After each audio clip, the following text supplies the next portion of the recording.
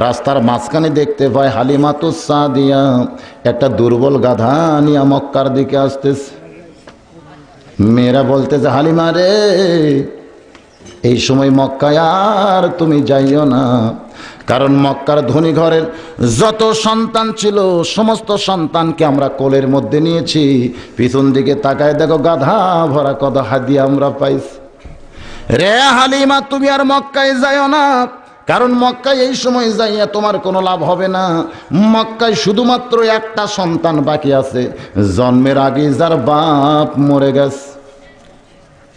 হালিমাতুস সাদিয়া বাজানদের চোখের পানি বের করে কান্দার মনে মনে কয়, গাধারে, তুই দুর্বল হওয়ার কারণে আজকে আমি ধনী ঘরের সন্তান নিতে পারলাম না। আজকে আমার ভাগ্য বড় খারাপ।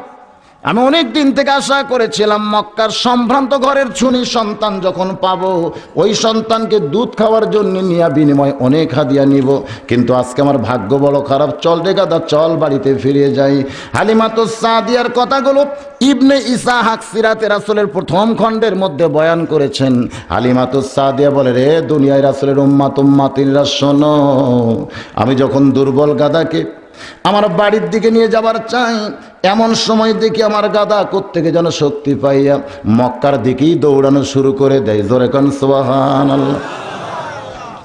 দুর্বল গাদা কোত্থেকে সবল হইয়া মক্কার ভিতরে আইসা ঘুর মেখে যখন পড়ে যায়, হালিমাতুস সাদিয়া বলে, আমি তাকায় দেখি গাধার মুখটা বালির মধ্যে ঢুকায়া দু চোখ দিয়া দর দর করে পানি পড়তেছে।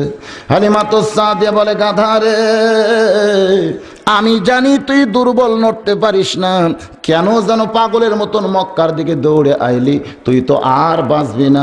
গাধারে, কেন মক্কার ভিতরে আইলি জানতে চাই।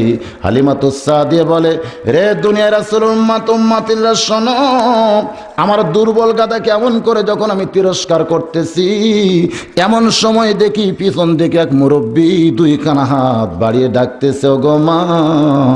অনেক মেয়েরা আইছিল মক্কায়, কিন্তু আমার নাতির দিকে কেউ একবার ফিরে তাকাইল না। তুমি যখন সবার শেষে মক্কায় আইছো মা, একটাবার আমার নাতির একটু দেখো, আমার নাতির দেখলে তোমার মন ভরে যাবে। হালিমাতুস সাদিয়া বলে, ওই বুড়ো মানুষের কথা শোনার সঙ্গে সঙ্গে মনে হয় আমার কলিজায় আগুন ধরে গেছে। আমি ধনী ঘরের সন্তান নেওয়ার নিয়তে বনি সাদ গোত্র থেকে মক্কায় আইছি, কোনো এতিম সন্তানকে দেখলে আমার পেট ভরবে না। ও মুরব্বী, এমন করে বললেও তোমার কথা আমি শুনবো না। নবীর দাদা কাছে এলে বলে, মা তুমি না নাও, একটাবার আমার নাতিরে শুধু দেখে যাও।